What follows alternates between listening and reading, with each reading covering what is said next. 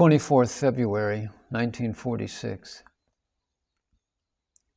About 10:30 a.m., Mrs. Telayarkin came near Bhagavan, stood at his feet and asked, "May I say a few words, Bhagavan? I have a great friend, Mrs. W., wife of a prominent official in Los Angeles. In 1942, when I was here, I received a letter from her while I was sitting in this hall. It was a heart-rending letter in which she detailed how her husband fell in love with another woman, got a divorce decree, and married the new woman. She was a most beautiful woman, Bhagavan, and they had already a girl about 17. She was a great society woman, and it was impossible that any event of any social importance would take place without her being there. So she felt the grief immensely and wrote it all. I was moved terribly and keenly felt for her and prayed mentally to Bhagavan for her relief. I wrote back to her, sending her a small photo of Bhagavan, and told her, "Don't be downcast.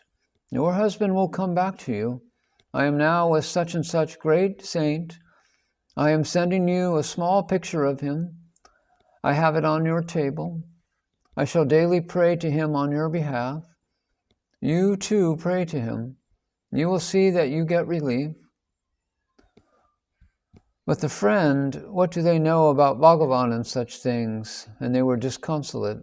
And she wrote back, "What you say is impossible. He won't come back." I wrote again, "Nothing is impossible with our Bhagavan, so just go on as I have advised you to do." And so you see now, Bhagavan, I have her letter by airmail today that her husband has come back to her and she is going to set up a new home. She writes, "The impossible has happened.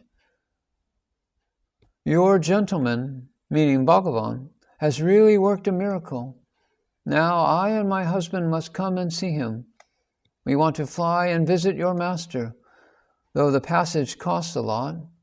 Please let me know whether there is a hotel there where we can come and stay. I have always been praying to Bhagavan for this friend, and I am glad Bhagavan has done this for her. I feel so grateful and was moved to tears when reading this letter here now."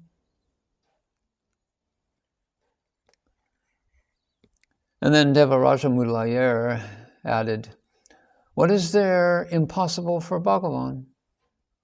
And then I told Bhagavan, "Only last evening, Shroff was complaining to me about his having to go to Delhi. He said, 'It is the hopelessness of the situation that pains me most. There does not seem to be any chance of my coming here again.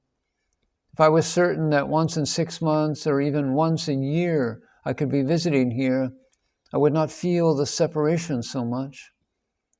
It is the impossibility of it all that worries me.' And I told Shroff the same thing that Mrs. Telayarkin told her friend, that there is nothing impossible at all where Bhagavan is concerned. You may get transferred to Madras. You may grow so rich suddenly as to possess a small airplane of your own. What is there that cannot happen by his grace?" And then Mrs. Osborne told Bhagavan, "Kitty, her daughter, has written a letter, and it has sent with love to Bhagavan." Bhagavan, turning to me, said, "She has become shy now. When she was going, she made her father come and tell me her message. It said, 'I hope Bhagavan won't forget me.' And I told her, 'You don't forget Bhagavan, and Bhagavan won't forget you.'"